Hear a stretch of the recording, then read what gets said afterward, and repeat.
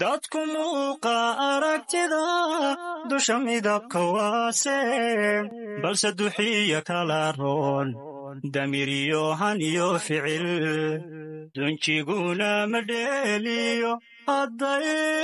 durfilegeedo si kastuu u qabado isma doorsho ruux gobi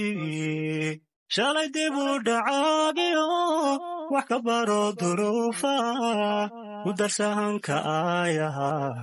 dursaha jabkii hore damacaad miyeeshana damiir ka u qaraway inkastuu ku dhaco dawin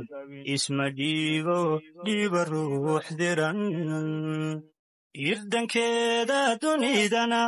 markay kugu daran tahay doqon lama gargaarsado si kastood u dagan tahay